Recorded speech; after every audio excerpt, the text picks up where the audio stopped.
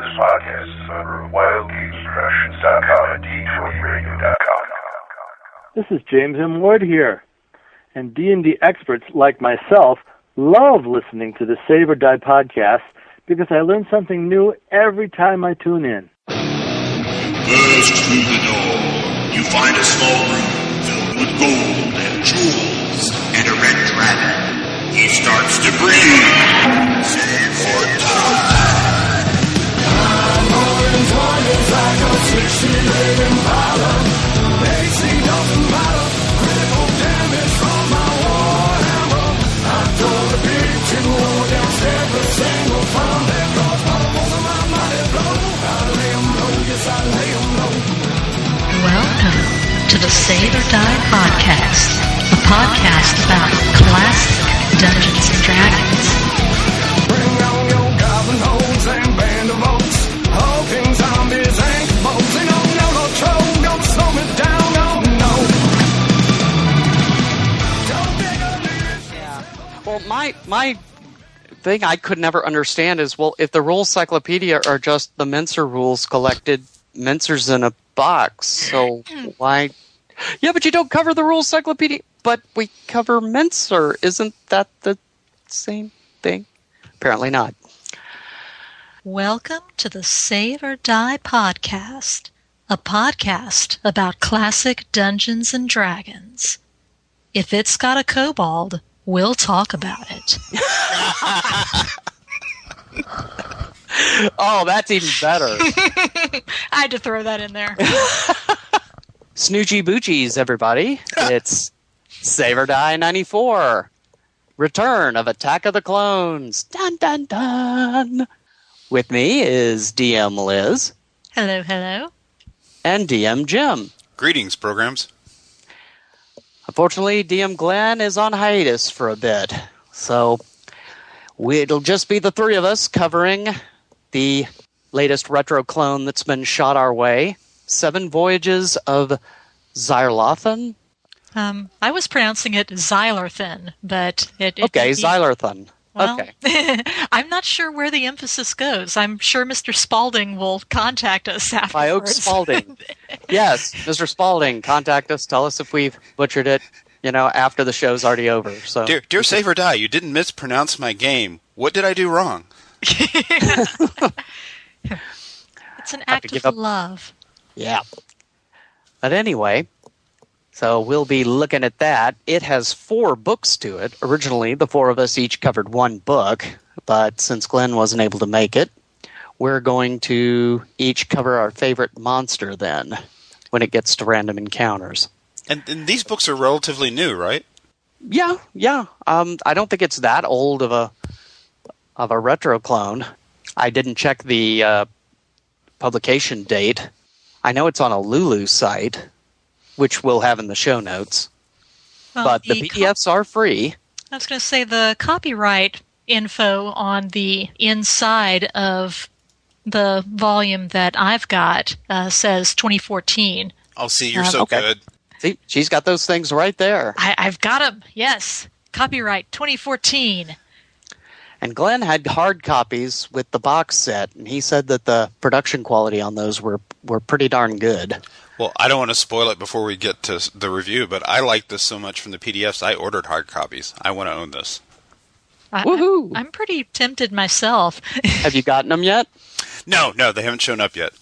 Okay. All right, well, we'll dive into that, but first we'll talk about what we've done in gaming this week. DM Jim. Oh, how did I know you were going to start with me? Dude, it's old school gaming. It's just not D&D. But my group of mutant murder hobos have been helping me playtest Metamorphosis Alpha First Edition adventure that I've written for Goodman that will be published in September when the hardback book comes out. And we had the game where we finally finished up the playtest. And I can't remember in the last 20 or 30 years a game that went any sweeter, or a group that I was any more proud to be a part of, because we had one of those rare encounters where everybody had to step up with their consummate role-playing skills, and every single player and me all did it. And I got to talk about it, but I got to kind of talk around it a little bit because I can't do spoilers for something that's not published yet. But if this were D&D, we had the classic doppelganger encounter. Ooh. And which involved me rolling up the encounter randomly and waiting for one of the players to stray off on his own away from the party, which my player Bobby obligingly did. And Bobby is like my favorite guy in the whole group because he joined our group because he started dating Nikki, who was already in the group. So it was like the boyfriend add-on. And we were all cool with that. But he came straight from World of Warcraft and no tabletop role-playing experience whatsoever 7 months ago. And it is just a joy to watch him go through all the beginning stages of catching on fire with the hobby that we all went through when we were kids. I mean, he's about 28, so he's not a teenager or anything like that. But I mean, 6 months in, he's power gaming. He's trying to do the thing where his character's always quantum superpositioned, both in and out of danger simultaneously. He's really greedy with the loot. It's just wonderful to watch. And so he decided was playing a mutant Sparrowhawk and decided I'll scout ahead of the group, which was all I needed. So I took him outside. I'm like, okay, let's go outside. And I'm like, I'm about to present to you the single greatest role-playing challenge a player will ever face. Your character just got paralyzed and is lying unconscious. You now get to play this monster. Your whole job is to go back in there and convince the rest of the group that it's still you, and your mission is to get one of them off to the side alone if you can. And he stepped right up to it. And then one by one, he managed to get the next player, who was Nikki, his girlfriend. Then I hauled Nikki outside. Ow. And one by one, I'm pulling them outside and giving them the same speech. And one by one, they're role-playing the holy bejesus out of this and going back in and getting the rest of the party. So they TPK'd themselves. Wow. All in the name of good role-playing. That's awesome. Yeah, I was going to ask, how did you handle the pulling aside without having the rest of the group go, wait a minute? Because usually in the groups I've been in, the only time the DM pulls someone aside to talk to them privately is because something bad is happening, and immediately the rest of the table is suspicious. They were suspicious, but I just kept it real theatrical and kept supplying plausible, excuses for what was going on. And it just happened. Yeah. Some of it was just the way it happened to play out, but the group really stepped up. Yeah, the first one wouldn't have been so bad because he's doing reconnaissance, so that would be expected to pull him aside. But it would be as more and more of the group. Although I guess going after his girlfriend, he could pull her aside for... Yeah, well, It got down to DM Todd, and he kind of knew what was going on at that time, and he had a mutation of intuition. He goes, I'm not surprised, but he was the last guy who hadn't been taken over yet. It was like John Carpenter's The Thing, and by the time it got to him, I'm like, okay, well, then you're not surprised when this thing turns into a murderous blob of metamorphic gel. Now, roll for initiative, and he missed. Oh, but he knew what was coming. That's the important part.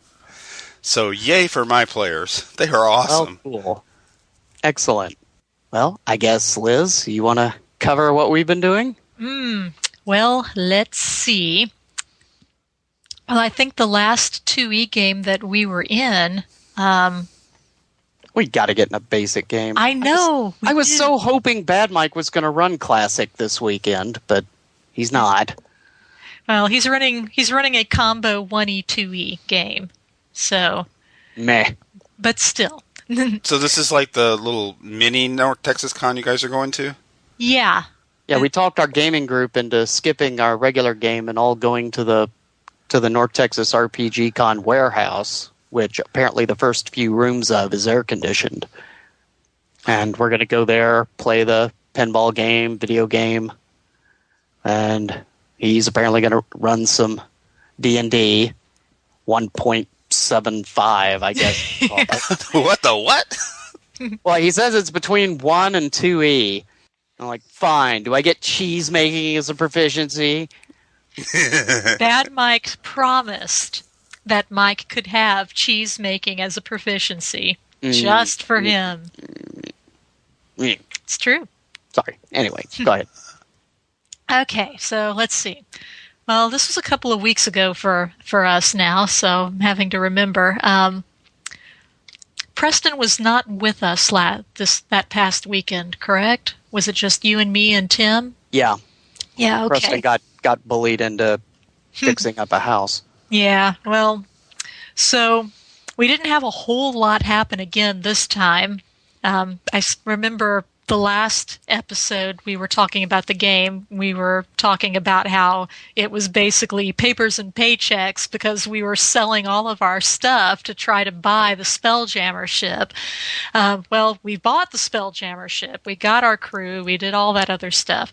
And so we have started off on our first leg of the journey to figure out where the Temple of Existential Evil is. Because, yes, as we've mentioned before, our DM is doing a mashup of Temple of Elemental Evil and the Hackmaster module, Temple of Existential Evil. As well as the Return to Temple of Elemental Evil, too. Yeah, so there are elements of all three of these publications that he's just mashed up into this singular thing, and now he's thrown Spelljammer into it. So if anyone was even remotely thinking about trying to flip through the modules and figure out what the heck's going on, no. It's the asteroid of elemental evil. Yes. Pretty much. So anyway, the past game session on our brand new spanking ship, we go off. There's supposed to be a farming village on one of the asteroids in the tiers of Selune. Is that how you pronounce it? Yeah. Anyway, called also not Hamlet. Anyway, sorry. So we go there because we have heard that the temple, wherever it is located, is within less than a day's travel by ship from this particular rock. So we go there and we're trying to figure out where the temple is. And we get stymied because at least half of the villagers are kind of in cahoots with the temple. And so as soon as they figure out that we're asking questions, they start not so subtly trying to kill us. And let's see, I think the game session ended shortly after everyone, let's see. The tavern brawl with the Umber Hulks. Yes, the tavern brawl with the Umber Hulks, the evil dwarf, and the two half-orcs all ganging up trying to kill our spellcaster, Jonathan. And my character and Mike's wound up. We were looking for Jonathan because my character had found out a little bit of news from a farmer's wife. And so we were going to tell Jonathan what we found out, and we're on our way to the tavern where he had been trying to gather information, but that was where the cultists, or the people in cahoot with the cultists, had decided they were going to kill him while he was there in the tavern. So we're walking toward the tavern, and all of a sudden there's kind of this explosion, and people are running in fear out of this building toward us as we're walking down the street. And my cleric, Jonathan is the pyromancer. Yeah, he likes fireballs too. Yeah. He likes fireballs too. So we're walking down I like the him street. already. Yeah, there's smoke, there's people screaming, running out of a building ahead of us, and my cleric Lena turns to Mike's elf and says, "I think we found Jonathan." Yep, there he is. And we did.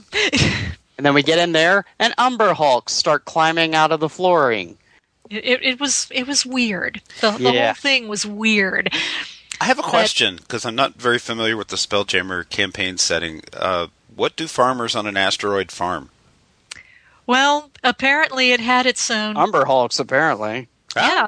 It's like a dirt farm. Farm dirt. But yeah, it had its own atmosphere and everything, so people were growing regular crops there. Ah, gotcha. I did like when they tried to charge us the air tax for landing on there. Yes, because we were taking their good air and bringing our stale air. And as the mayor goes, What, you think air grows on trees or something? Actually. Oh, well. But anyway, so we did that. Jonathan nearly gets killed, manages to teleport himself back to the ship with only 2 hit points left to spare. And while he's on the ship by himself, a mysterious elven woman shows up. And this was pretty obviously the Magic user. Yes, this is pretty obviously the DM's attempt to give us the information that we need to have. However, Jonathan, having a charisma of 10 and being a rather smart-ass individual on a good day, was not in a very good mood, having only 2 hit points left and was in the middle of chugging a healing potion to try to get up to more. So this elven woman just appears on his ship and, well, he's less than polite to her, and so she mouths off back at him and disappears, and so we don't know anything. Tell Jonathan I said he needs to get his hands on Polymorph Self. That's a mage heal spell right there, because you get 12 hit points back. True. Although I think we got like a mountain of potions sitting around now, but I don't think any of them are polymorphs. Nah. But yeah, he's very proud of his fireball spells and his ring of fire resistance. Yeah, so even if he gets caught in a backblast, he's cool. I target fireball at my feet. Pretty much. I will be the epicenter of my own fireball spell. Those were the days. All right. Well, yeah, and like I said, we're going to the little game thing this weekend. And unfortunately, he's going to charge $0.25 for each play of the pinball game and the arcade game. And hey, those are good rates today. Hey, with inflation, that'd be equal to paying 8 cents a game in the 80s. That was the 80s. It was $0.25 in the 80s, Mike. Well, yeah, but anyway. So, emails. Emails. Yes, we have. He has emails. We do. Get down, get down, get down, get down. The Save or Die Email Hot Tub Time Machine. Come here, you scrumptious little beauty. Here I go once again with the email. Every week I hope that it's from a female. Oh man!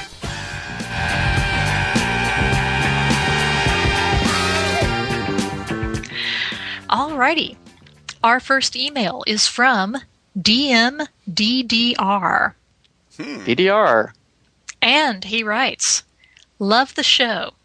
I discovered you fairly recently, and I've been trying to catch up over the past few months. Your show is a great distraction from grading exams and term papers." Mike. Indeed. Recording the show is also a great distraction. Great distraction. He goes on to say, "I began playing D&D in 1983 with the Mincer Red Box. Played first and second edition through high school, but then went to college, got a job, started a life, blah, blah, blah. About 3 years ago, I joined a 4E game. Yeah. Quickly transitioned to Pathfinder, and soon found myself a GM again. I am in the planning stages for a new campaign and would like to bring back classic D&D modules that have been repurposed to fit the homebrew story arc. For example, in my last campaign, I took B4, The Lost City, and by combining it with BioShock references, turned it into a unique and well-remembered adventure. 3 factions, Thief, Cleric, Mage, were separated by giant thugs who keep the factions from fighting each other. I also filled the pyramid with vermin and undead that could survive and be found in the environment. I mean, seriously, an owlbear? Yeah. You almost never go wrong with undead and vermin. Undead vermin. There you go. The evil in the bottom of the pyramid had plenty of sacrifices if the factions stopped killing and plotting against each other. But they won't do that. Yeah. The current campaign is swamp-based, and I'm following a rough outline from Apocalypse Now. Or Heart of Darkness for those of us who went to college. Yeah. As we go forward, the world gets less and less sane. I want to turn Castle Amber into a French plantation, providing the surrounding area with rare components and alchemical ingredients harvested by semi-sentient voodoo zombie slaves. Yow. So, what I'm asking is, do you have any examples of taking classic adventures, keeping the overall flavor, but turning it into something significantly and coherently different from the original? I don't mean simply changing monsters in a room, but a more overarching thematic alteration. Well, our DM is doing some weird stuff with the Temple of Elemental Evil right now. Yeah, that's everything that's going on in your campaign right now, right? Pretty much. Yes. Well, let's see. I don't think I personally have ever changed anything to a tremendously huge extent. The only module I can think of where I felt like I had to change a lot of it to make it workable in my campaign was Palace of the Silver Princess.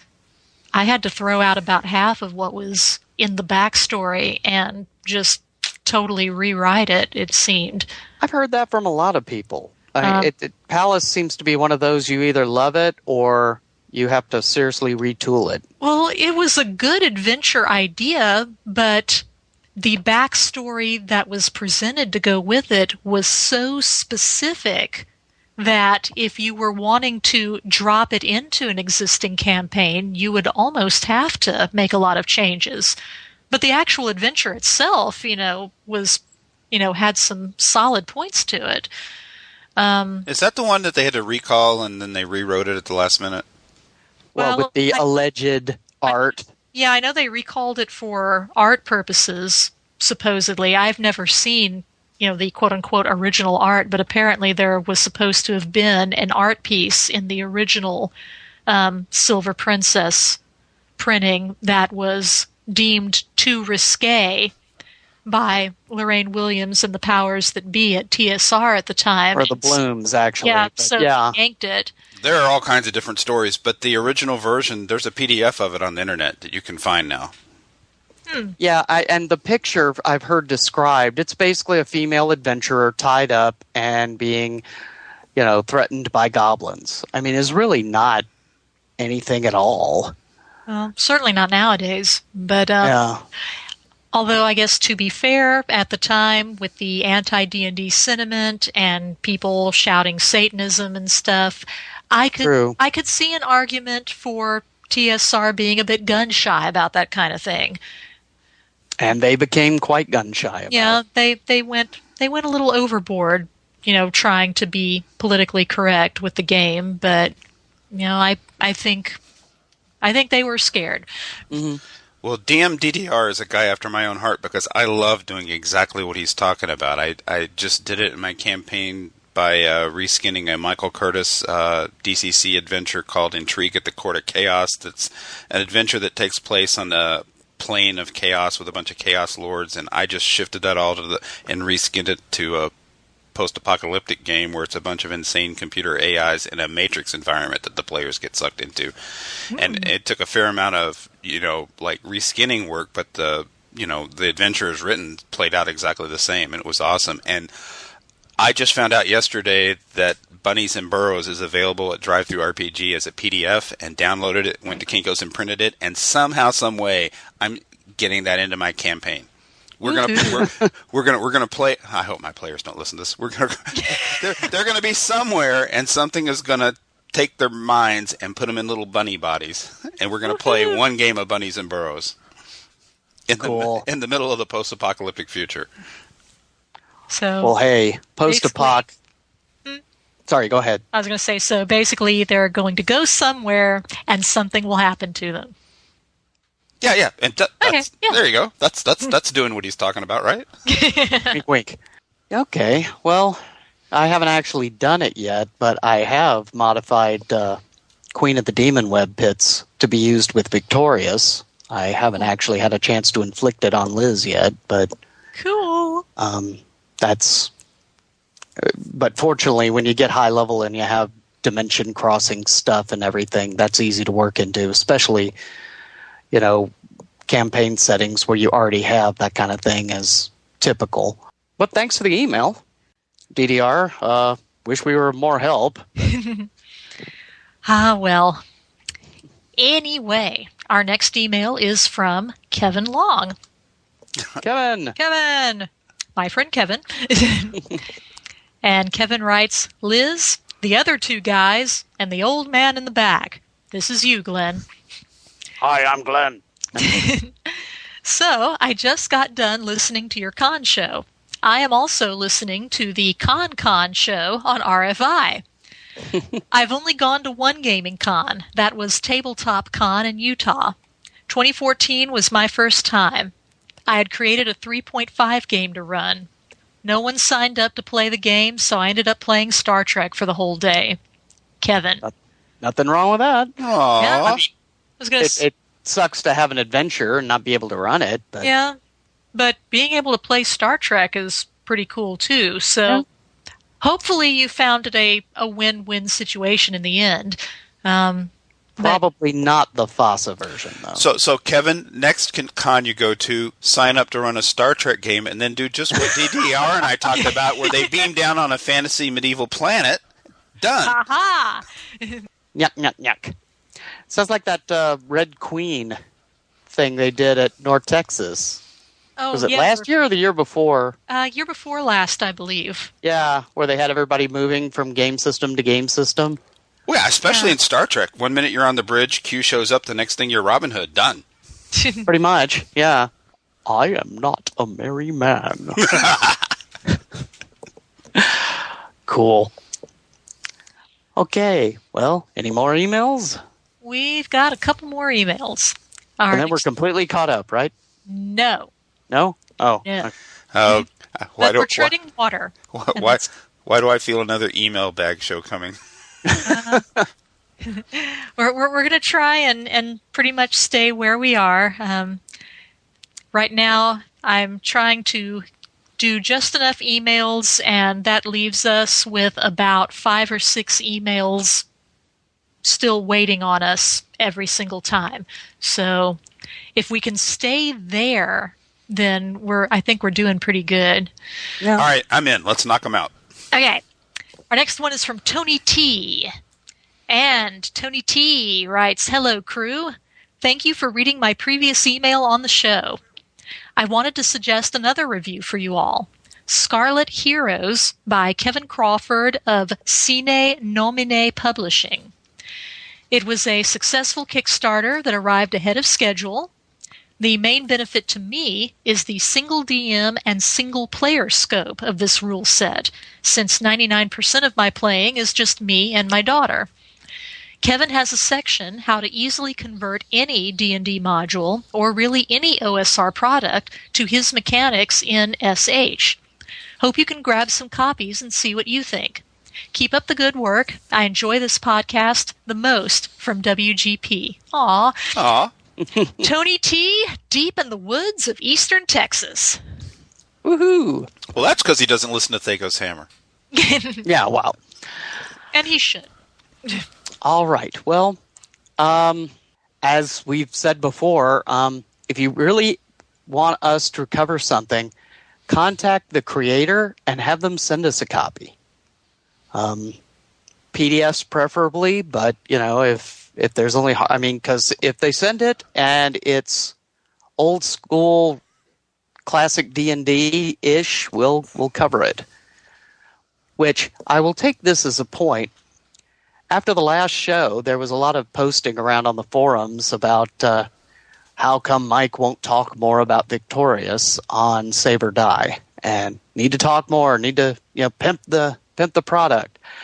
I appreciate it, but after some discussion, we've really tried to keep Save or Die focused on classic Dungeons and Dragons and its retro clones.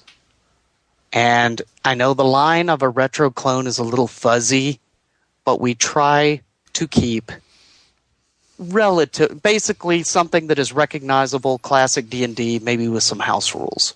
So what if I wrote a science fiction role-playing game called The Rings of Taco? No. No. And we've been sent a lot of stuff.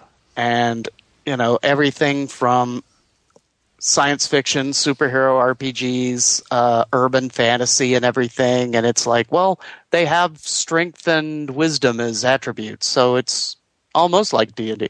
Or it was inspired by D&D. But you look at it and there's not really a lot of mechanics it shares. We're just really worried about losing our focus. So we don't talk about Castles and Crusades, and it at least is a fantasy RPG. And if we're not going to talk about that, we really shouldn't talk about Victorious. So I appreciate it. Go to our Facebook page. I'd really appreciate your support, but we'll only be mentioning it in passing on the show. What we got to do when it's time is get you on other shows that do cover that genre.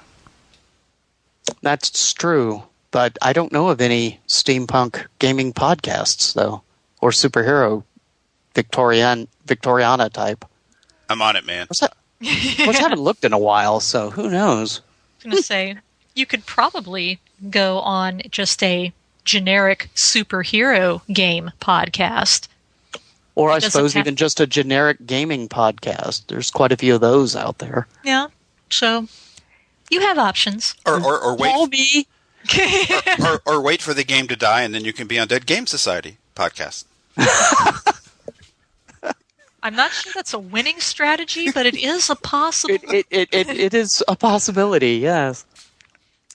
So anyway, our next email is from James Kofelt.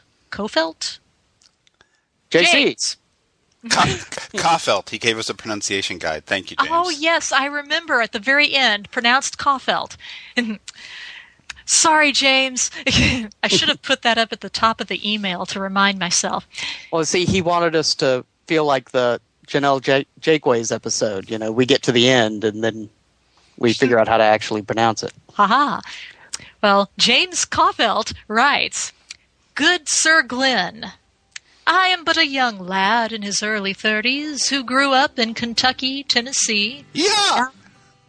Now living in SoCal, and you will be glad to know that I knew the candy of which you spoke on episode 92. And saddened, too, I was when your glorious comrades were at a loss when you spoke of the wafers. In regards to the mention of the sacrament wafers of the Necco gods, I provide you here with an abundance of teachings, as was told to me by the divine oracle, the internets. Behold, http://www.necco.com. Crickets chirping. I'll put that in too. And unfortunately did not add much to and unfortunately, I thought they were rather disgusting when I was but a child, and still do. But you know what they are. They certainly did not add much to the suicidal soda cocktails we would make to stay up late for gaming. Oh, God. I remember those. A poisonous mix of Mountain Dew, Pepsi, Orange Crush, Pixie Sticks, Necco wafers, Sweet Tarts, and or Nerds. All combined in red or blue solo cups, which was eagerly drank after consuming a spoonful of instant coffee granules. Great Cthulhu! Oh, come on. Who hasn't done that at least once? I haven't. I have never consumed a spoonful of instant coffee granules. Well, I haven't done all that at once. We used to mix the sodas, but... Yeah, I've mixed the sodas, but... Sweet Tarts and Pixie Sticks and... It's too bad Wow. he grew up in Southern California, because if he'd stayed in Kentucky, he would know about Ale 81. That's what we used to use in gaming. It's like this... They make it in Winchester, Kentucky. It's like this supercharged ginger ale. It was energy drinks before there were energy drinks. Wow. But yeah, no spoonful of instant coffee to stay up and study for a final in college? Really? No. No. No. I drank coffee, basically, was the way I got mine. That being said, Mike has been known to take whole coffee beans and chew on them. Oh, What? You? So, chocolate-covered coffee beans are the bomb, man. Yeah. And I only used to do that when I worked graveyard shift at 7-Eleven. but I hardly ever do that anymore. hardly. Hardly.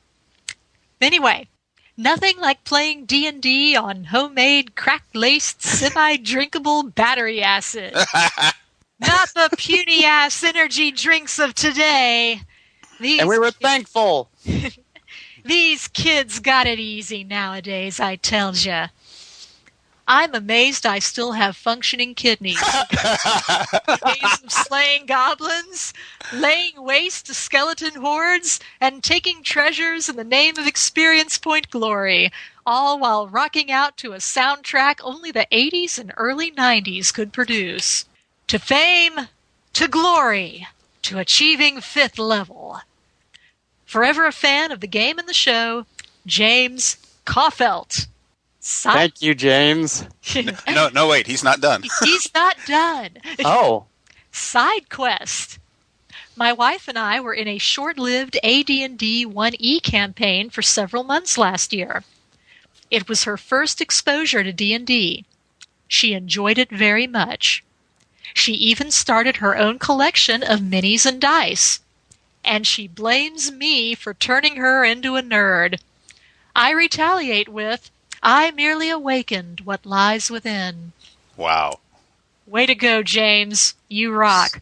Sweet. Besides, she must have liked nerds. You know, she married you, right? True.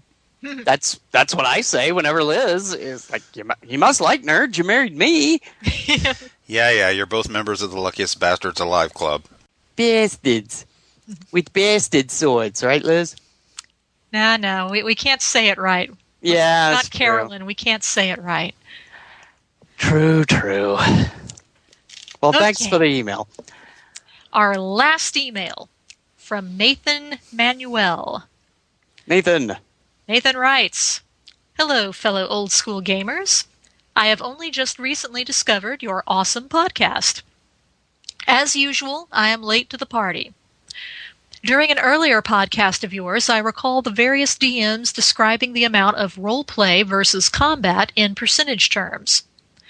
I guess my question I wish the Saber Die team to tackle is, how much does role-play affect your game during combat? Do the villains give soliloquies while rolling to hit? Do players describe in great detail exactly how they punch the monster in the face? The reason I ask is that combat is unquestionably the core activity that all gamers experience. Do you have any warnings or advice to improve the role-playing experience during the combat round?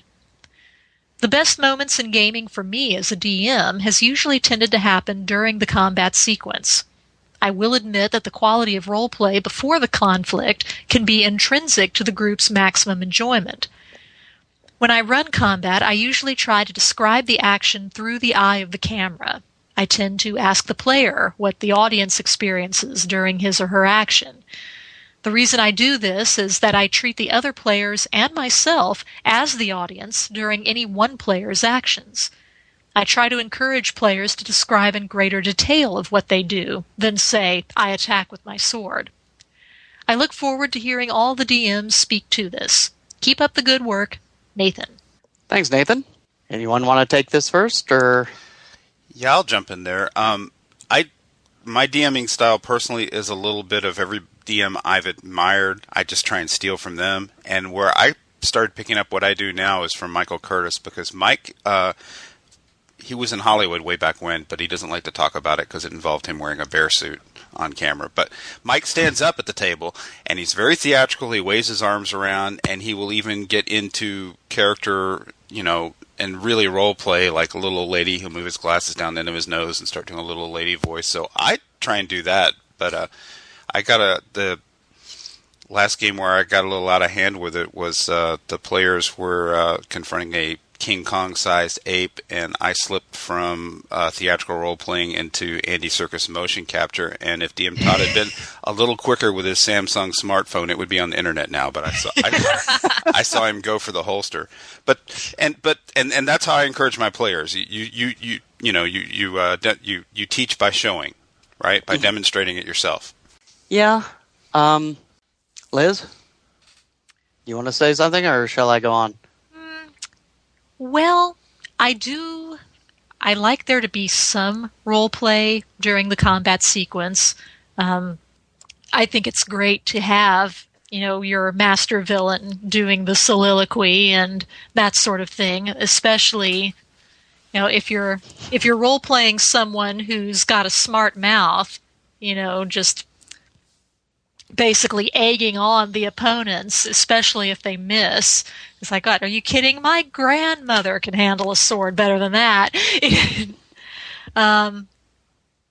So I do think there's definitely a place for that. As far as trying to get players to say precisely what they're doing, it's a good idea, but you have to be kind of careful too, because I know in a lot of games, people tend to do the house rule of, if you specifically say you're aiming for something, the DM says, the DM then treats it as a called shot, and it's then subsequently becomes harder to hit. So it does sound really great to say, I take my greatsword and I swing, at my opponent's head. It's like, oh, called shot to the head. Well, now you have a -2 modifier to actually hit it. So it's all going to depend on, what your DM is going to do in combat. And if you know that they tend to do stuff like that, then obviously you don't want to pigeonhole yourself, unnecessarily. But in a fast and loose basic game, I say, hey, go for it. Well, if you've got a DM like the first case you talked about, you just quit that game and go find yourself a good DM. I mean, because I'm serious, because what we're talking about is a subset of a larger DMing skill, which is encouraging player advocacy. Yeah. Or player agency is that's what I meant to say. Encouraging player agency in the game, which good DMs do, and less skilled or experienced DMs will accidentally discourage with stuff like what you just said, Liz. Penalizing a player for role-playing creatively. Well, conversely, though, most of the DMs, and I've been in games where a DM has done just as Liz said, you get a -2 to hit, but if you still hit, you do extra damage. So it's not a total loss. The point I was going to make is the amount of role-playing you put into your combat. Again, this is going to sound like a bit of a cop-out, but it really depends on your group.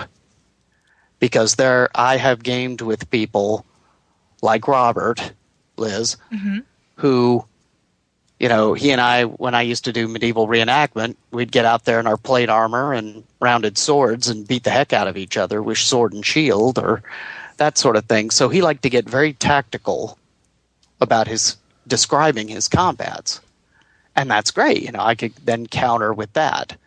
But then there are other people who get annoyed with it and are like, and maybe otherwise good role players, but it's like, well, I just want to know what the results of the combat are. I'm not that concerned about who spun what with who, where, I think it falls under a lot like, how do you handle role-playing, especially like we talked last time about role-playing, other genders or that sort of thing at the table. There should be nothing wrong with it, but you really need to know your group in order to make sure nobody's going to get all wiggy about it. Well, it's definitely if DM A and his group are like a phase we went through when we were kids where we just wanted to kill the monsters. And it wasn't about role-playing. It was just about staying up late Saturday night and getting as many XPs as you could. When we were that age, that's all we were about. And if your group and your DM are all together in that, that's fine. Go have fun and have at it. But I think there is something here that's a goal to aim for in general. Yeah, although some people who are uncomfortable with that, you might have to do baby steps with them. You know, because you don't want to throw them so far out of their comfort zone right off the bat that they are so uncomfortable that they decide not to come back. But if you just kind of coaxed them along slowly, you know, they'd be great players in that regard in, you know, just a few months. Yeah, like you were talking how Michael Curtis runs games. I'm not quite as exuberant, but I tend to do the same thing, taking on different personalities, trying to change my voice, my behavior. And I was running a game at one time, a basic expert game a few years ago, and had this married couple in the group, and they had some experience playing 2E. And they came in and, you know, they're decent gamers and everything, but they were just indoctrinated in everything in the third person. You know, my character does this, my character says that. And, you know, I tried to get them out of that, you know, going, well, no, don't say you did it. Say it. He's right here. What do you want? You know, that sort of thing. And it kind of freaked him out. Well, that's kind of what I meant, though, because what doesn't work is you need to say that in the first person. Okay, now you've told somebody what to do, and nobody likes being told what to do. But if you stay at them with, you know, you stay in first person with the NPC or whatever, you can get people to come your way gently, and they don't even know they're doing it. Yeah. This could be a whole show. This is a good topic. Yeah, it potentially could. We could do a whole show on dealing with this. Write up the notes for it, would you? I'm on it, sir. What a great idea. What a great idea. Volunteer. You just step forward. It may be 105 by the time we get to it, but... Anyway, well, so was that the last email? That was the last email, and thank you for such a thoughtful and compelling topic, Nathan. Sorry we may not have answered you quite as well as you had hoped, but you may end up getting a whole episode out of it, so, you know, we shall see. And if you want to write us, where can you write us at, Jim? Oh, hell if I know. Save or die at info. Podcast. Oh, okay. But you should see the show notes I wrote for myself. Nowhere on which does that information appear. Liz, where do people write the show? Yeah, you're the one that actually checks it. Maybe I should be asking you. Maybe you should. Yeah. Sorry, Jim. Okay. So, if you want to write the show, you would write us at saveordiepodcast@gmail.com. Don't ask me about the voicemail number, though. Yeah. Or you can send us a voicemail at 940-536-3763. Lord. What? No, I got caught flat-footed. Like, email. I don't know. Alrighty. You didn't tell us there was going to be a pop quiz. I guess I should have done it. Where do they write? Jim. I only do the website. You'd think I'd know simple anything like that. Not my job. It's like, no, I'm sitting at the back. Don't pick me. Liz wants to answer. All right. Well, let's take a break then, and then we'll move into top 5 for Seven Voyages of Zylarthen. Zylarthen. Zylarthen. That's it. Until someone tells us otherwise.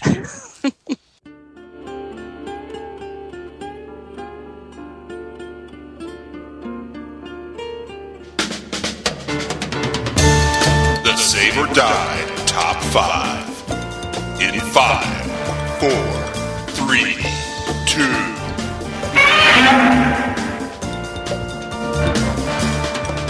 Top 5, which we have actually heard quite a few people seem to like, so which is kind of gratifying. So hopefully we can keep it interesting without getting bogged down so much in the future. We will do our best. Yes. Before we start that, though, I did want to give a quick shout-out.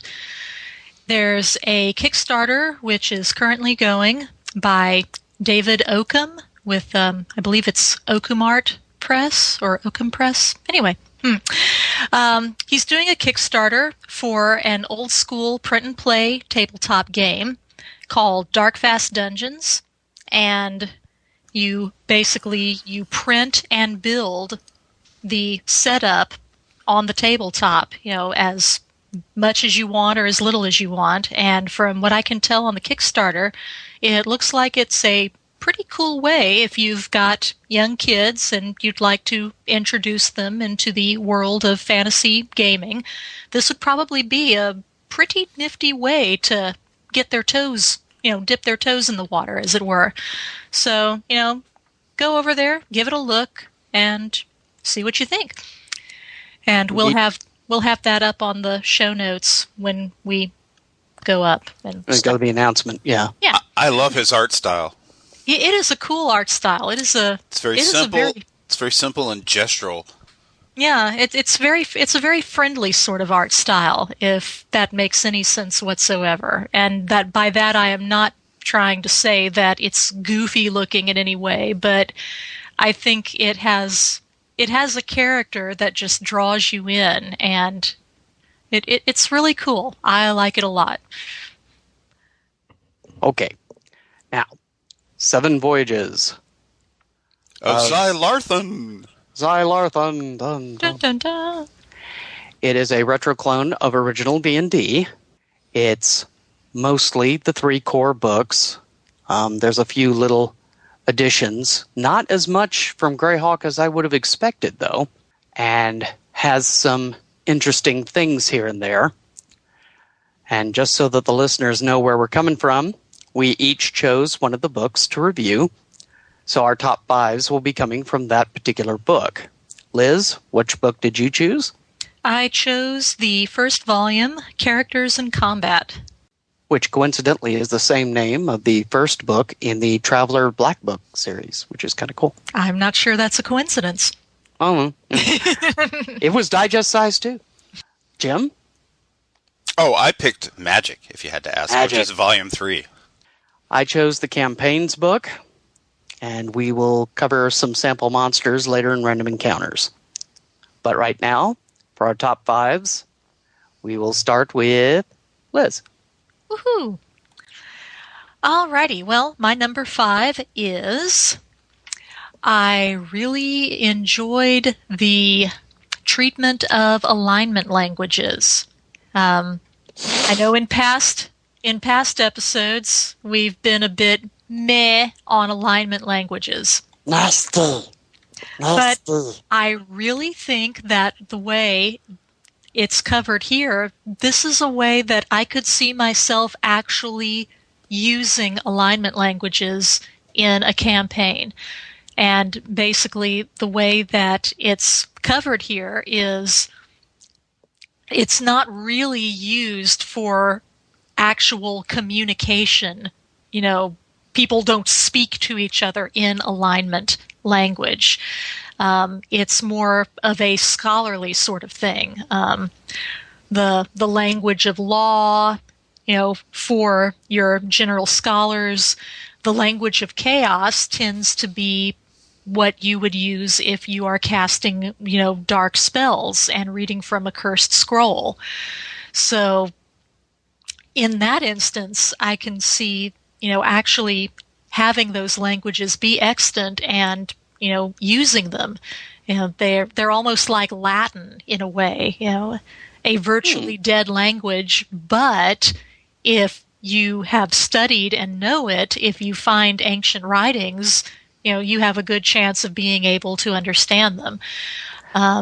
And there's a neutral language too, but it's not the same as the Elvish language, but it is very close to it.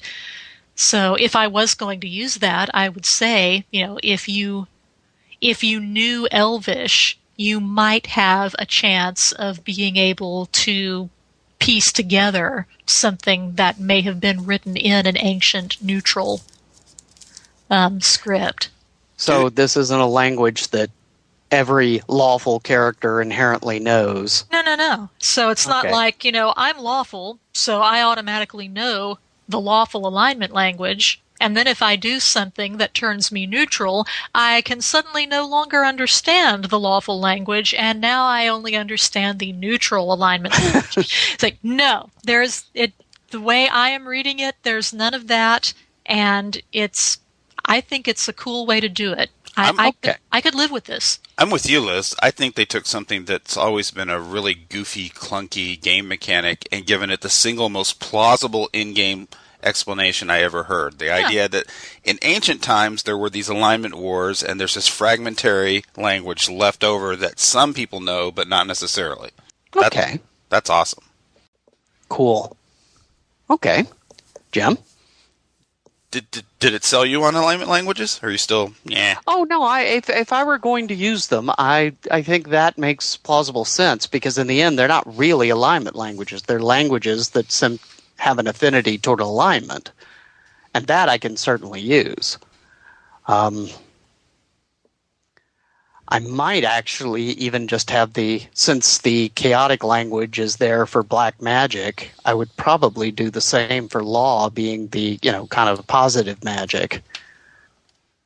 Kind of like, I guess, the way Dresden uses made-up Latin to cast his spells. This episode's obligatory Dresden Files reference has been brought to you by... Yeah. Well, we can't really make our obligatory Doctor Who references until the series starts up again in August, so we just kind of have to make do with Dresden Files until then. So, anyway. Okay, Jim? Volume 3 in Magic. Top of my list. Most of the clerical spells have been included with the magic user spells because in this version there are no clerics. Get over it. Yeah, I noticed that when I didn't really read it, but I flipped through characters in combat, and I noticed that unlike in original D&D, where the 3 classes were fighter, magic user, cleric, the 3 classes are fighter, magic user, thief. And he said, and no clerics. Now, I saw some mentions of a priest, but I don't know if that was an NPC or... Yeah, there was some spell lists for NPC... Evil Priest, High Priest, and Witches, but the player characters don't get that because there's not a player character class of Cleric. And on first blush, I was just like, what?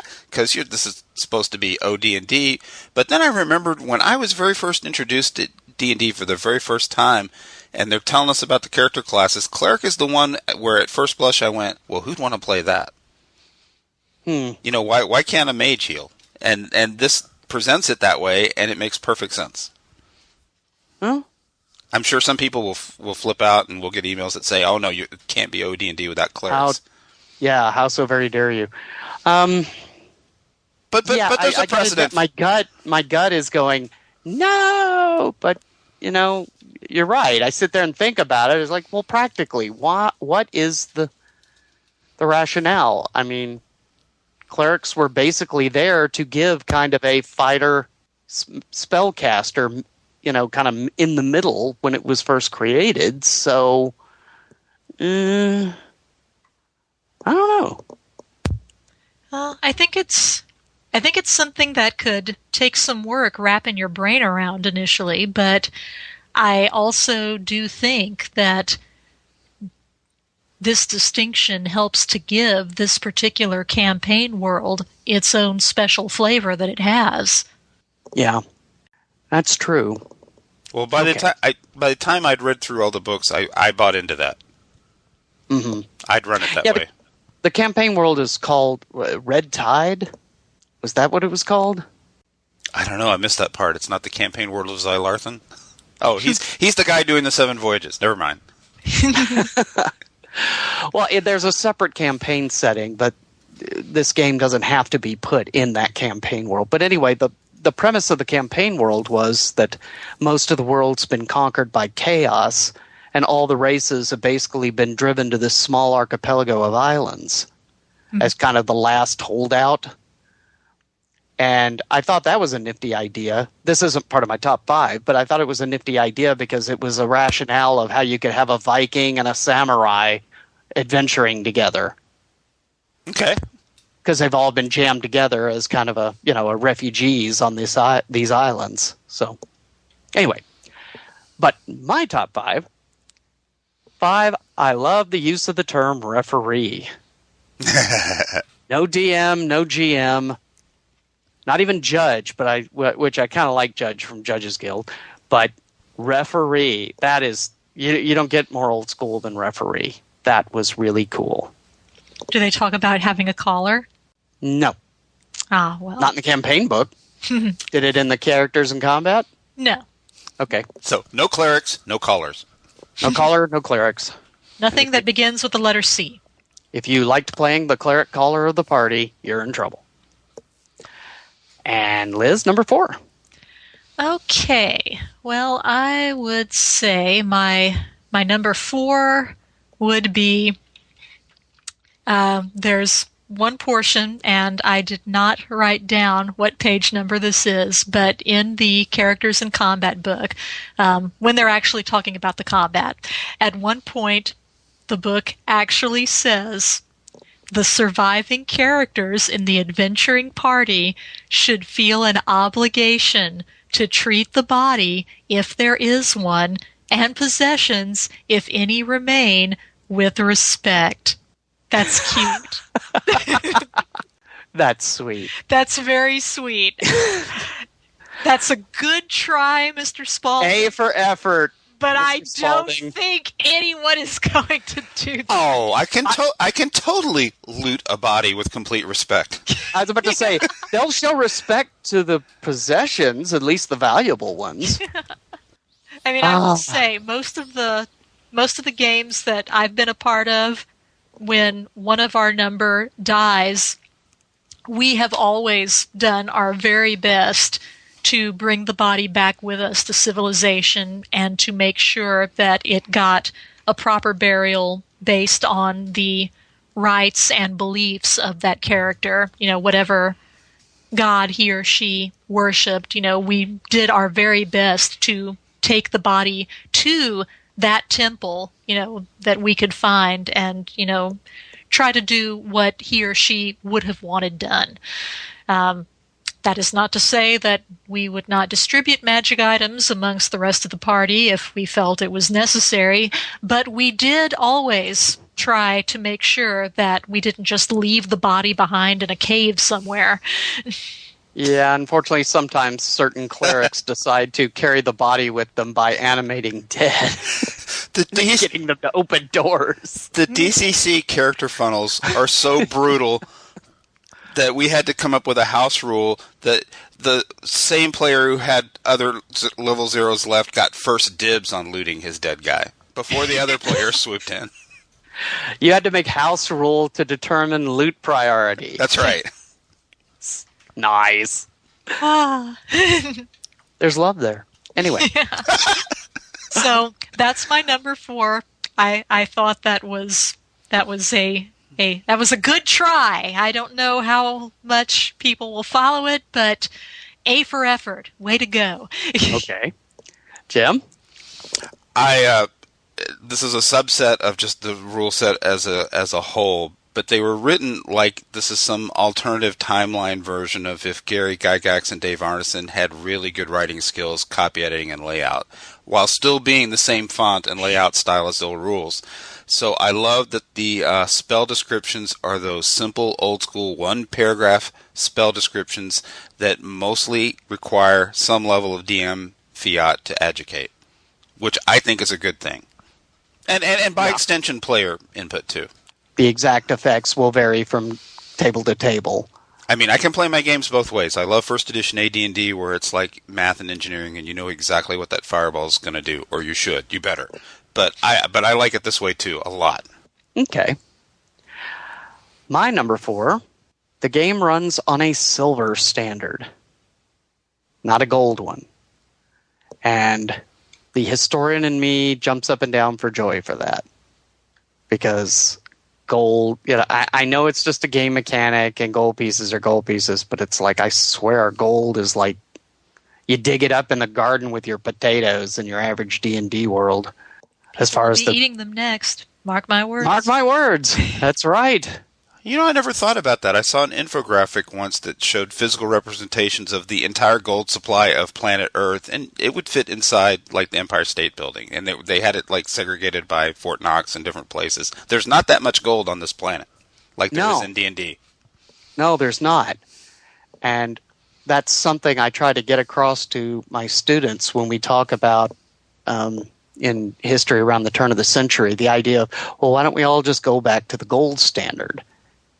And it's like, well, see, the problem is when an economy grows, unless you have a regular influx of new gold to rise along with the raising of your economy, you end up with deflation, which is great if you don't owe anyone any money. You know, your dollar ends up worth more and more and more. But if you actually, like most of the human race, owe mortgages and car payments and stuff, it'll kill you. But because in the end, there's really not much gold in the world. And there's tons, no pun intended, more silver. So I thought that was really great. And in most societies, silver has been the metal of common currency. I mean, the pound sterling silver. So that's what I liked. I've tried doing that in D&D games before, and a lot of time my players just have trouble wrapping their brains around it. I've always had to abandon it. Gold. Huh? Gold. Good. Alrighty. Number 3, Liz. Okie dokie. One of the things I noticed, and this made me think a little bit of Dungeon Crawl Classics, the thief/halfling character, one of the things that they are able to do, or one of their special talents, is luck. And once per combat encounter, a thief may either re-roll one of his own die results, or he may call for a re-roll of any die result by the referee that affects only him. So you get a mulligan. Does that constitute a caller? No, I guess not. Oh, but the part where you get to make the DM or the referee re-roll a roll against you, that would be worth doing just to do it. Yeah, Yep. He missed. I don't care. Re-roll it. I just want to make you re-roll. So Yeah. I thought that was a very interesting variant for the thief class. And since halflings are, a racist class that have a lot of things in common with thieves, I'm extrapolating that a halfling would be able to do that too, along with the hide and shadows and other stuff. The race bennies. Mm-hmm. Okay. Yeah, I must admit, the more, as time goes on, the idea of the halfling luck is really starting to grow on me. That sounds like it would be a neat racist class ability in classic D&D. So, anyway, Jim. I can see Joseph Goodman and I have been a corruptive influence on this podcast. Dun, dun, dun. In the Magic Book Volume 3, I loved the fabricating magic item rules. I mean, those are in OD&D, but there's a lot of hand-waving, and it's very open to interpretation. Here, it's nice and tight. This is exactly what you need to do, what level you need to be, how much, money, different stuff it takes to do it. And in some ways, I think it's what's in here is a better representation than in first edition AD&D. I was going to ask, because I remember, I think it was the Dungeon Master's Guide in first edition that kind of went into that to an extent. I was going to ask you what you thought of how it compared. Well, I don't want to steal any of Mike's Volume 4 campaign thunder, but I like the dungeon creation rules in this game better than in the Dungeon Master's Guide 2. I know that's heresy, right? Stone the blasphemer! That's okay. But, and actually, this kind of segues off of your number 3. My number 3 is they have incorporated a rule that I've really been wanting to incorporate into my game for a while, and that's originally suggested in an old Dragon magazine. Basically, treasure has to be spent to get XP for it. Oh, thank you. And that is cool. That's iconic. a good way to get rid of, so people don't wander around with 1 million gold pieces in their pockets. And Yeah.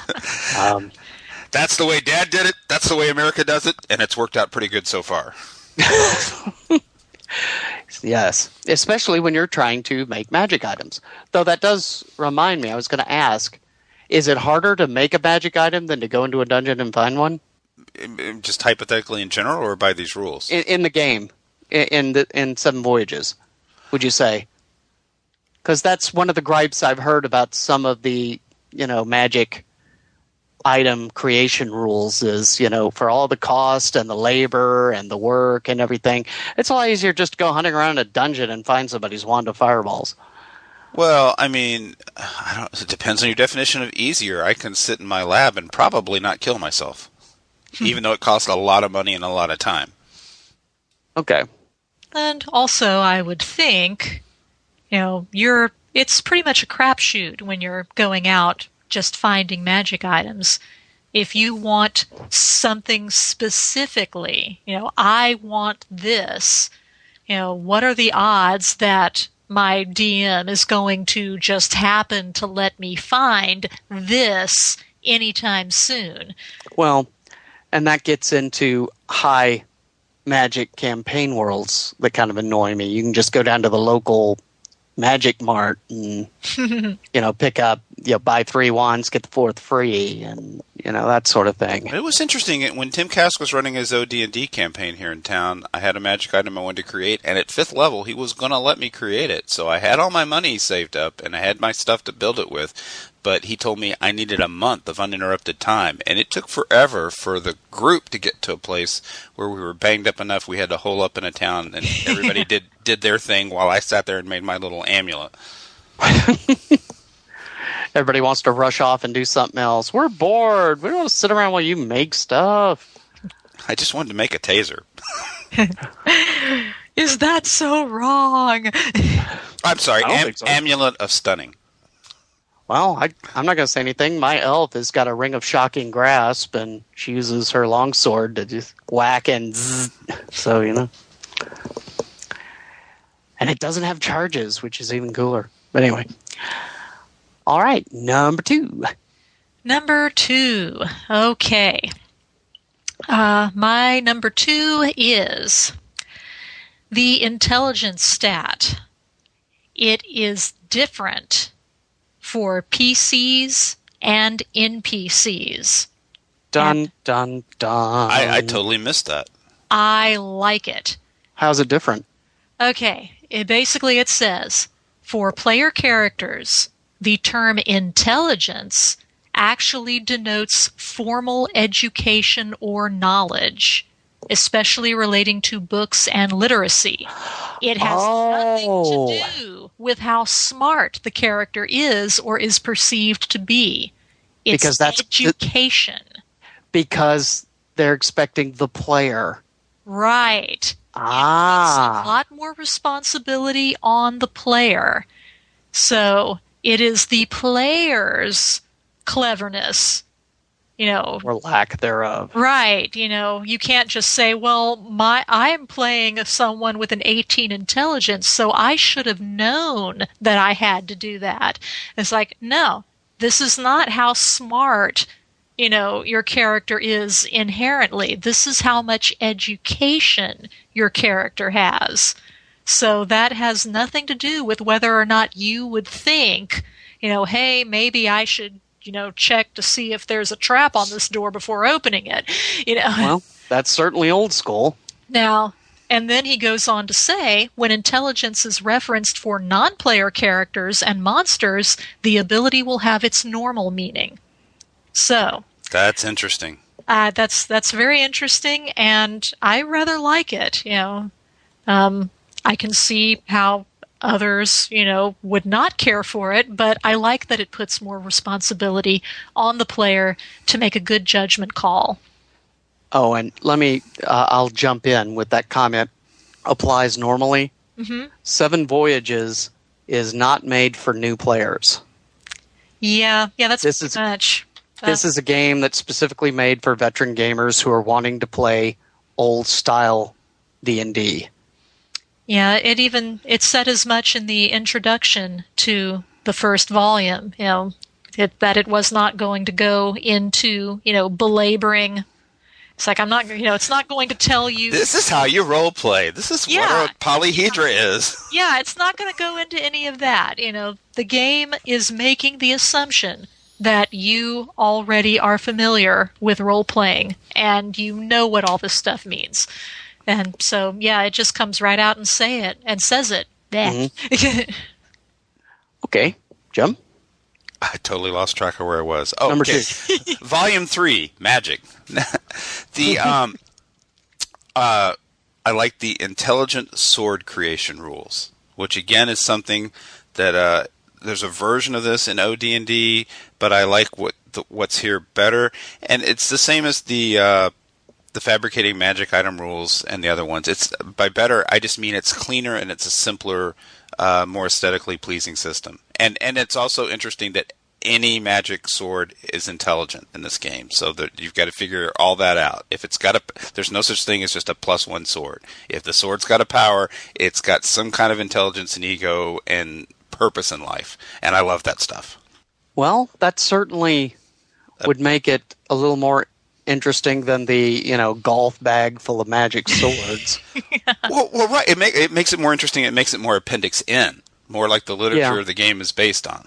This looks like a flame tongue is needed. Yeah, give me that.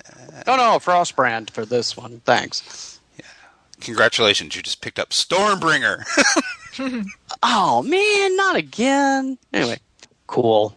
So, well, I like that. Does it give any advice on names and personalities for such weapons? Or oh yeah, anything you want. Okay, so there's a little table to roll it up. Okay, which is very old school too. Tables. Okay. For the campaign book, I'm not really sure why this is the campaign book.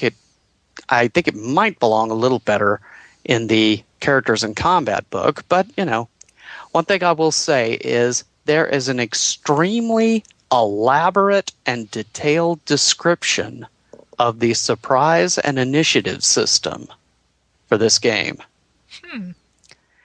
It's almost like Mr. Spaulding has been looking at the internet for decades, or at least years and years, of thousands of different people arguing surprise and initiative over and over and over again. And he said, okay, fine, this is how it's going to work in this game, and there will be no confusion. I think you're right, because there's a whole John Peterson-esque quality to the way this entire thing is written. It's an informed interpretation of the rules. Yeah, and while you may not agree with him, with his particular interpretation, it's at least based in the original data, I think. At least as far as I can tell from the campaign book. So I liked that if nothing else, he is closing the door on the interpretation arguments. Which, as somebody once said, is like listening to a bunch of rabbinical Jews arguing the Talmud. It is, isn't it? But I have a question for you, Mike. Do you like this because you agree with it, or do you like it for the execution of it? I like the execution of it. Okay. I don't know that I would necessarily use a system exactly like this, but I will say I would use this system for a while before I made my decision, rather than a lot of systems that, you just kind of read and go, oh, yeah, that's not going to work. Nah, that's not really my style. So, and I get it right, because it's described in intense detail. This is a crunchy... Oh, by the way, I also like how elves, dwarves, and halflings get the same check for secret doors in dungeons, which I liked. This is a crunchy rule-loving side of you I don't think I've seen before.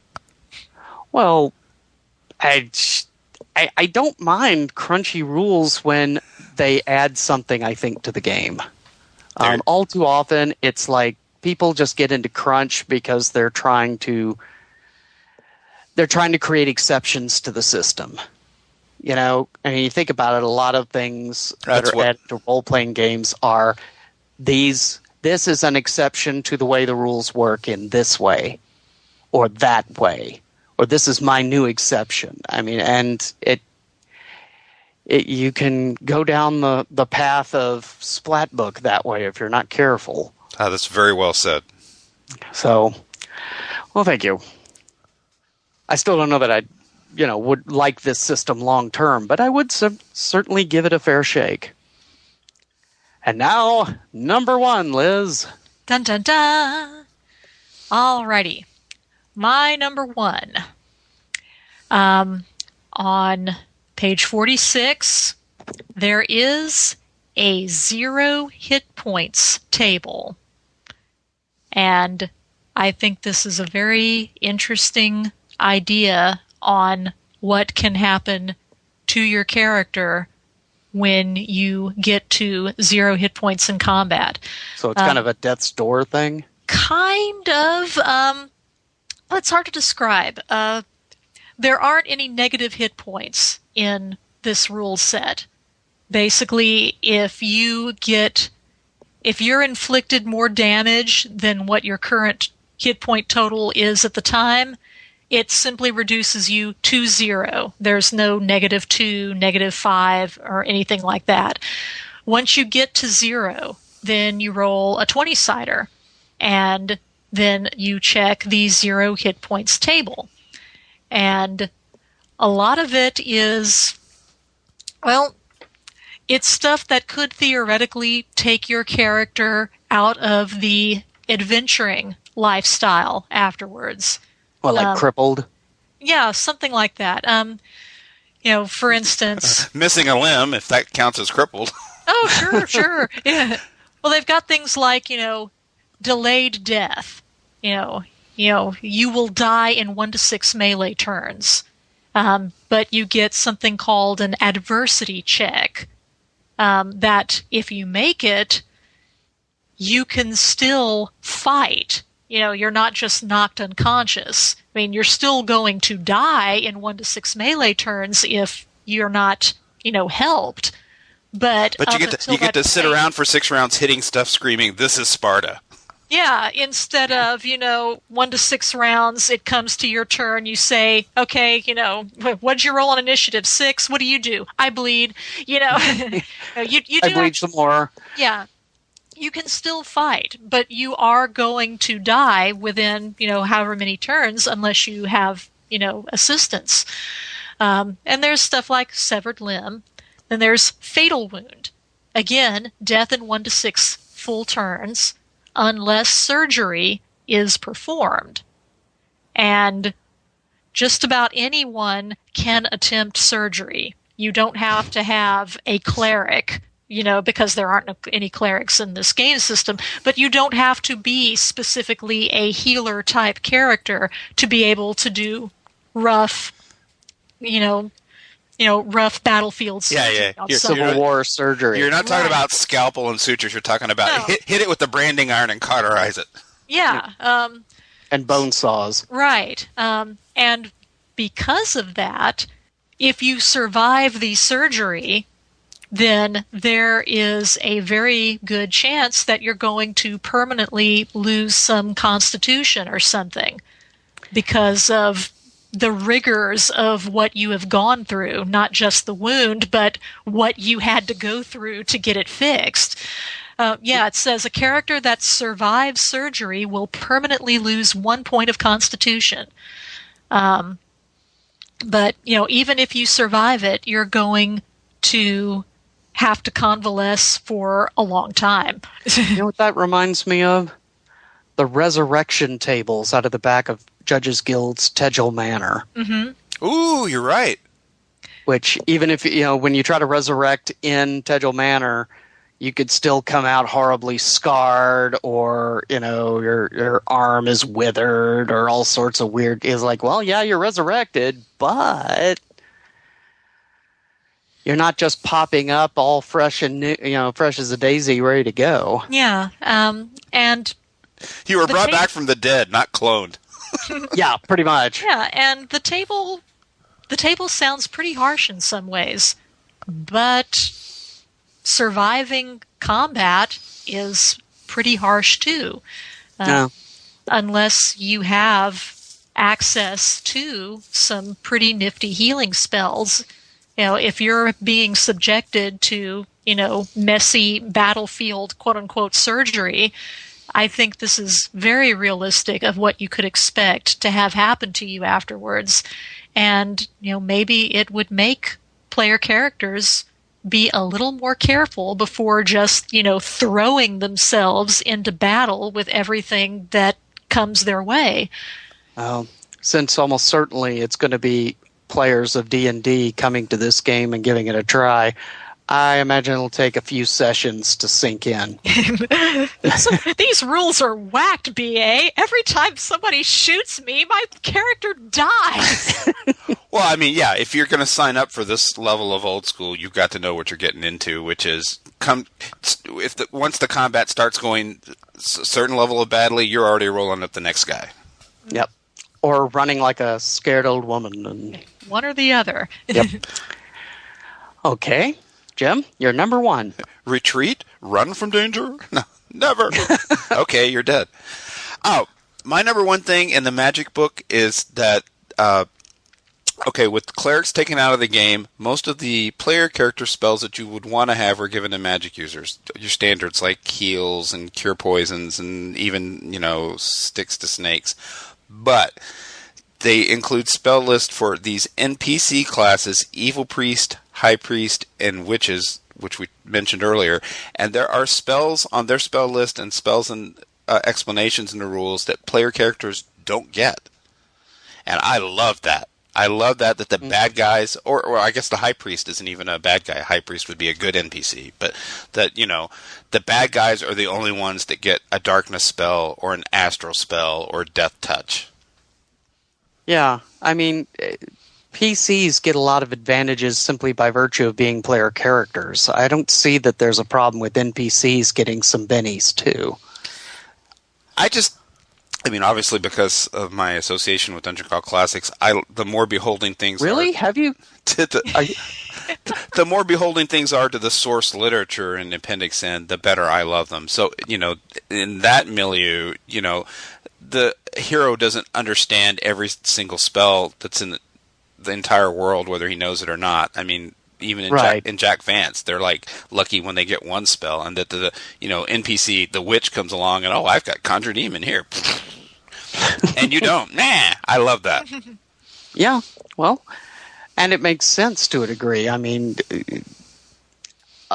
just by virtue, part of D&D is, let's face it, when you kill the evil magic user, what's the first thing that the PC magic user does? Rush for a spell book. You got that right. He's got stuff. Odds are he's got stuff you don't, because they have different things. So why not? But anyway. Oh, it's a shame. Your magic user is lawful. He doesn't speak the chaotic alignment language. He can't read that spell. Mm-hmm. Yeah, I wonder, did it say anything about whether lawfuls could learn chaotic or vice versa in the first book, Liz? It doesn't say anything one way or the other. I think it's being treated as an old language. You probably could, if you wanted to, take the time to learn it. Although I will say, that does remind me, as in other versions of D&D, depending on how high your intelligence stat is how many languages your player can know. However, the referee randomly rolls for your languages. Ouch! There is a way that you can specifically choose a language, but I think it's part of the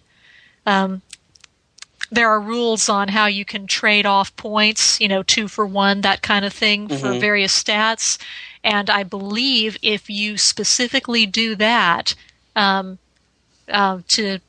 for languages, then you get to choose in that instance.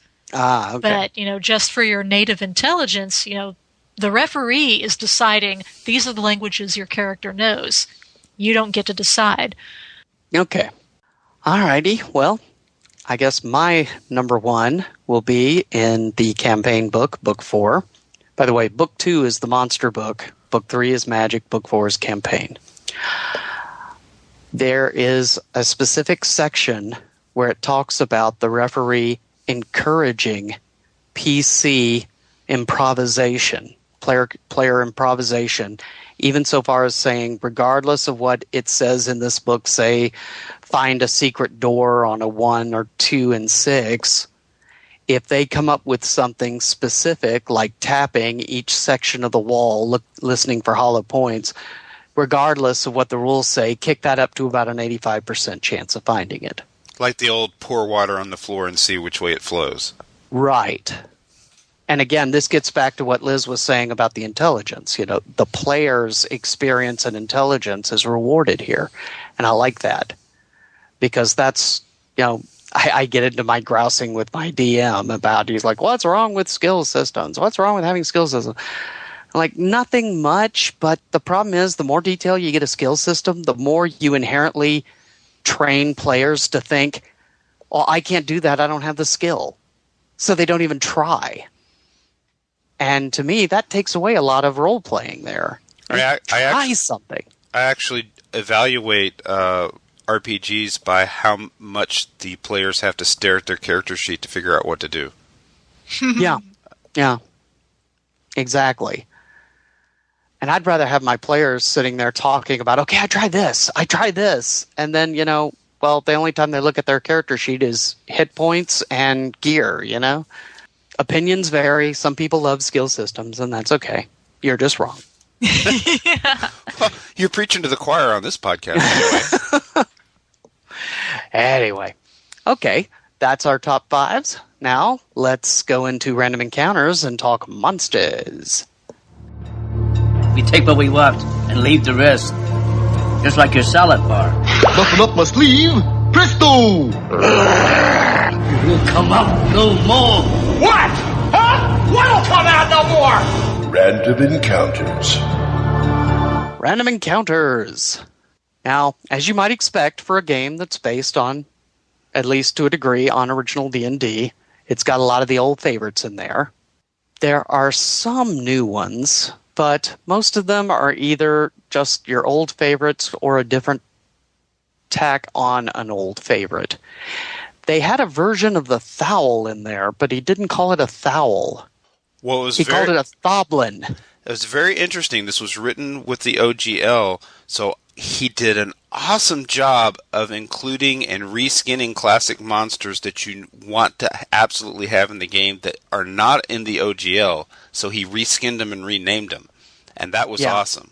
Like I can't even remember what he called a beholder, but it's like some name you'd go, okay, what the hell is this thing? The Phantasmagoria. And then you start reading it. Well, it's got a large central eye that's got an anti-magic ray and 10 other eyes. You're like, oh, I get it. Ding! I know what that is. Yeah. Or the Thoblin, or various other things. So what was the Thoblin? The Thoblin was basically the Thowel. Oh, right. Yeah. Which everybody suspects was originally a typo, but then it was supposed to be a ghoul, but it was a Thowel, so instead they turned it into, a troll, a goblin, and a ghoul hybrid. With a % liar? Oh, yes, and on all these, let's say, it is % lair. He got that correct on these monsters. So. Just make that clear. But we each chose a monster to talk about, so Jim, you start off with the monsters. A monster? I don't think I can get it down to one. Okay, I'm going to get it down to a class of monsters. Is that good enough? Okay, yeah. I guess too bad if it isn't. I did it anyway. Wow. It was just I got a warm fuzzy when I saw that he included a class of monsters that were included in OD&D but had to be removed later because in the 1970s the John Carter of Mars books were still in copyright, and now the first 3 or 4 books are no longer in copyright. So my God, did you steal mine? Barsoomian monsters and races, and just explicit as hell, and all of them. Ah! You stole mine! Oh, okay, well, I'll back up to I androids. chose Martians. Okay, you can have those. I'll back up to androids and robots then. Okay. It's like we even got different. Okay. Blah, ha, ha, ha. I'm I sorry. don't steal anyone's. That'll teach you to call on me Figures, first. though. Huh? That'll teach you to call on me first, Professor. Yeah. Oh, well. Okay, so you're going to do androids. Is there anything in particular you wanted to talk about them, or just cyborgs and androids? Well, I mean, you know my tastes in games by now. I love me a little cross-genre mashup, and the idea that in the middle of the dungeon there's an android or you turn a corner and hit a robot, I love that. Mm-hmm. Or a cyborg. Oh, yeah. And, well, it certainly doesn't get more old school in that, so... I mean, it was good enough for Gygax, it was good enough for Arneson, it's good enough for me. Good enough for Bloodsaw and Judges Guild. There you go. And most of all, good enough for Jim Ward. Absolutely. So, okay, Liz? Okay. I know you're all expecting me to pick kobolds. Well, I'm not going to do it. You're not? I'm not. I've chose instead the monster known as the False Gnome. And worse than a gnome. That's right. So these smallish humanoids often look like gnomes or dwarves in the dark, but they are in fact man-eating monstrosities with mouths framed by crab-like mandibles. In addition, they have diamond-hard talons for ripping flesh, as well as for efficiently burrowing through the earth. Gazing directly into their eyes will cause confusion, as per the spell. Wow. If Perhaps that's this is a tiny little Umber Hulk. Like if you don't already hate gnomes, running into one of those. Oh, wait a minute, there's a gnome. Isn't he cute? One more reason. Although maybe you can crack their, arms and maybe. Well, no, actually that was mandibles. So. Yeah, I guess maybe it is teeny little Umber Hulks. It's a tiny little Umber Hulk. Because if it's a reskin of anything else, I don't know what. Yeah, but I like that. I think that's, you're expecting, that's just, you see what looks like a party of dwarves coming at you from the other end of the dungeon corridor, and then, they get to you and Rawr! Rawr! I'm a monster! Yeah, I think you and Oakes Spaulding would get along great anyway, Liz, because he dedicated the whole rule set to someone named Julie, who was, and it says in the dedication to Julie, who was kind even to the kobolds. Yeah, I saw that too. I like that a lot. And just so no one gets disappointed, I will make a brief mention of kobolds. In this particular book, there is a kobold king. Dun, dun, dun! So I thought that was pretty cool. I thought Mike was the kobold king. Nah, I'm Prince Consort at best. I was going to say, he's the kobold consort. Okay. Yep. Anyway, kobold king. And they have extra hit dice, extra morale, cool stuff like that. But yeah, I do like kobolds a lot. But I must say, the write-up for them in this book, as in with many of the original old school stuff, they're not really fleshed out that much, so there's not a whole bunch of interest to say about kobolds.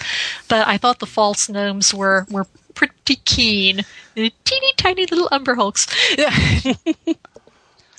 Well, Mike, since I stole yours, maybe we can parse it and divide the baby. If all the Barsoomian races and monsters had to be taken out of the book except one that you could pick, which one would you pick? Oh. Like, what was your favorite? Oh, as a DM or referee, I'd say I'd want to keep the Tharks. Okay, see, I would have gone White Apes, so... Well, that was a close second. The White Apes were a really close second, but of course the Tharks, you can get them riding the Bants, or not the Bants. Thoats. And just have a horde of them coming down on, like, big multi-armed 12-foot green Mongols. See, you know your hard ask Edgar Rice Burroughs fan when you're reading through this thing, you go, they got the listing for thoats, but you go, wait a minute, there should be greater and lesser thoats. Yeah. I'll admit that never occurred to me.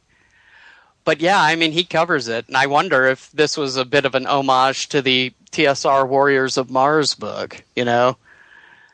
Giving all the, I mean, because he's got all the Martians in here, the red, the green, the black, the white, the yellow, got the Banths, the Thoats, the and kind of like you were saying about the whole campaign setting, there's an in-campaign setting explanation for how they all ended up there. The Martians? Yeah, there was like some explanation, you know, the people from Jupiter, there were some creatures from the Jupiter races too, had like, they'd been in a war and these Martians all got marooned on whatever planet you're playing your D&D character. Oh, okay. So, actually gives a rationale of what they'd be doing, and some of the tech weaponry they got. The Reds are probably the best for PCs to run into because they've got the, Code of Honor thing. Yeah. Try that against some player characters and see how it works for you. Right. It's like, no, I will not use the atom gun because you're only wearing swords, so I will wear swords. Yeah, the moment I get your atom gun, I'm never using anything else. And a radium blaster. So, but yeah, these are great. And if you ever wanted to use these rules for Barsoom, I mean, do a Swords and Planet campaign. You've got a lot of stuff right here. It wouldn't take much tweaking at all. So, like my Martians, well done, Mr. Spaulding. And so, unless we want to say anything else about monsters, I'll just say I like that, like OD&D and Holmes, they don't get bogged down in lots and lots of monster descriptions. Most monsters have 2 or 3 sentences. Unless they go into, if you run into 100, they will be led by a that sort of stuff. If you run into 300, you should turn around and flee. Run quickly. So I really like that old school feel about it. And let's not forget percent and layer. Any last words? Or should we actually go to products of your imagination and grade this thing? I got nothing else on monsters. Time for some poi. Okay. Your dungeon master has placed you in a dreadfully precarious position. Where are the Cheetos? They're right next to you. Well, all you do is we play the characters we talked about earlier, and we run around and stuff. I want to show you a trick Mother showed me when you weren't around. Use your lightning bolt. Victory is yours. I'm attacking the darkness. Dungeons and Dragons game. Products of your imagination. You're not there. You're getting drunk. Oh, ye. Dun, dun, dun. And here we are. Now we're going to talk about format, layout, and art. And I turn it over to you two. Woohoo! Well... Ladies first. Well, obviously, he worked very, very hard to make sure that all of these books had the look and feel of the original Little Brown books. The layout, the typeface, it's very well done. You get the info you would expect from the Little Brown books, but monsters, spells, etc., are actually given in alphabetical order. Yay! Or getting wild here, and it's like, hey. So they obviously listened to an earlier episode. Oh yes, I'm Mr. sure Spaulding. I'm sure that's exactly what happened. Yep. Hey, Liz and Jim and the others want alphabetical order monsters. I never thought of that. But yeah, you have things in alphabetical order, so you have a general idea of where you can find them. The information is arranged in a more intuitive way just across the board. And there's a table of contents. So if you print out the book or you order a print book, you're You've got the table of contents, as has been pointed out to us before. If you're just doing an e-copy, you've got the find search with, Adobe Reader, etc. You don't necessarily need a table of contents so much with electronic stuff, but I like them, and I tend to want print over electronics anyway because I'm a dinosaur, so sorry. So yeah, you've got all this stuff. As far as I could tell, the art is all free content stuff, but it's excellent quality work. And yeah, let me say that in the back of the 4th campaign book, he gives credit to each piece, even when it's public domain art. He says where it's from in a list of all 4 books and each page and where they're from, which I thought was pretty classy. The attributions and citations in the appendices were spectacular. And in fairness of full disclosure, he mentions Save or Die in the internet sources section, so podcast. That was nice. That was my favorite part. Actually, I lie. My favorite part was that mapping software he cited in the appendices, because I went and got it, and it's awesome. Hexographer. Fantasy Cartographer? It's called Hexographer, and I've started mapping my own campaign world with it. There's like a free online version you can use in your browser, or it's not that expensive, like $20 to download it, and it runs on anything. Is it different from Fantasy Cartographer? I never had Fantasy Cartographer. I remember when you could buy it on CD or whatever. But okay, because I noticed he references that an awful lot when it came to building campaign worlds in the 4th book. But anyway, I was just curious. So, yeah, even with free content art, it's all very nice looking, and the pieces were chosen with care to reflect the surrounding text. You don't get the impression anywhere that any old piece of art was just stuck in an area that had white space in it. It was all very thoughtfully done. So why is there next to the false gnome a picture of a Jeep Grand Cherokee? Wait a minute, this picture of a gremlin has 4 wheels and pinstripes. 70s joke. Never mind. Sorry. There you go. Hey, that's one of my dream cars. Yeah, Mike wants a lime green, or was it a lime green? Gremlin with a lime green flame job. No, it's a lime green with a flame job and mag wheels. Yes. Okay. There we go. That would be awesome. I love this thing. I mean, I fell in love with it. How many gajillion retro clones have there been of OD&D at this point? And this is the first one I read that I said, I want to buy this and I want to run it. And that's no bang on the other ones. But to compare apples to sort of apples, like Swords and Wizardry is awesome rule set.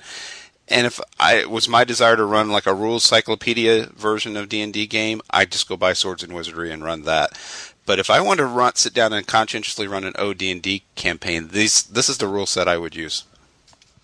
Well, I think, and I'm just guessing here from what I've heard, but I think the approaches were different, even though the rules are more or less the same. Swords and Wizardry, I think, was aiming for kind of a Rosetta Stone for old school, whereas I think Mr. Spaulding went intentionally for really OD&D flavor with this. Well, let me see if I can put a finer point on what I mean, because it's a combination of things. It's the nostalgic, look, feel of the actual typesetting and stuff. But Liz and I were talking earlier about if you were running Holmes D&D, which, as we know, is Liz's very favorite version of the game, and wanted to run it past 3rd level, this would be the rule set you could do that with, because the rules match. The flavor and the style match. Unless you have a cleric. Well, I mean, you could jimmy that. The spells are all there. Yeah. I mean, just use, get a copy of the original, or just take an XP table from any D&D you really want. No, fine. Find the one catastrophic flaw in my logic. Go ahead. No, and it's not that catastrophic, though, because Michael like you say, Stewart, it's dream killer. Well, I said that to Liz, and Liz replied on Facebook, "You're right." So, well, shows what I know. There you go. I shall be quiet. Nah, not really. Anyway, so the art it's all public domain? Well, I'm not really sure. I know a lot of it appeared to be public domain type to me, but I didn't look at the appendix at the very end of the last book to see everything. It has to be all public domain, and just like Liz said, it was really well researched and thoughtfully placed. I mean, this wasn't just pull up Google and grab some stuff. Yeah, and his suggestions for further reading and internet sites, I mean, no offense to Gary Gygax, but it really kind of almost leaves Appendix N in the dust in comprehensiveness. Well, I mean, it gives a lot of stuff, and I'm sure it helps that it was written 30 years later. And including internet, I think you could safely say this is an Appendix N for this generation. For 2014. Mm-hmm. Yeah, definitely. That's well said. Alrighty then. Are we ready to slap some dragons on this thing? I'm ready. We should have had John Peterson on this show, because I would have loved his opinion of this. John, if you're listening to this podcast, go get this game and tell us what you think about it. Right now. We'll wait. Come on, any moment now. You're not doing much. You're just, being famous and roaming the planet. And going to North Texas and not talking to any of us. I talked to him. Dragons. Yes, sorry. Alrighty.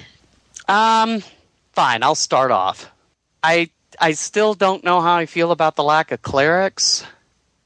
And he did import the elves having to choose whether they're going to be a magic user or a fighter every adventure, which is certainly old school and certainly faithful to the original game. Personally, I don't like it, but I can't fault its origins. So I give it a 4.5. I was really impressed. Well, I would also give it 4.5 dragons. I would use almost everything provided here. Not quite all, which is why I'm not giving it a full 5.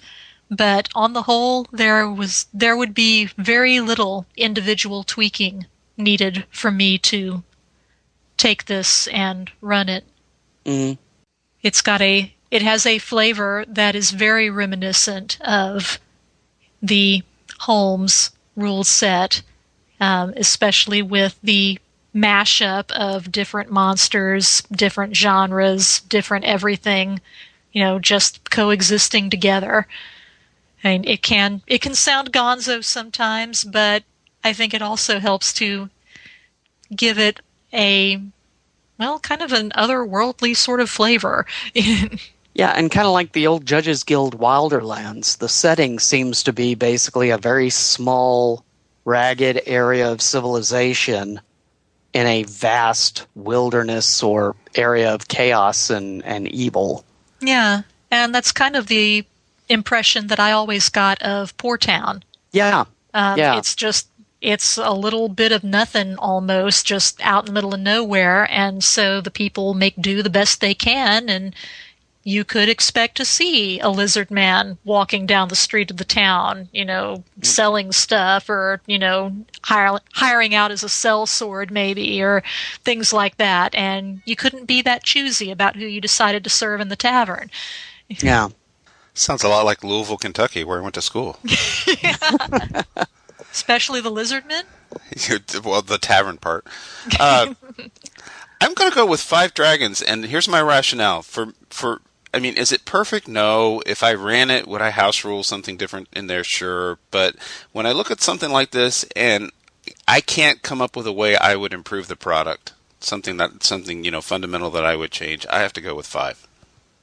Okay.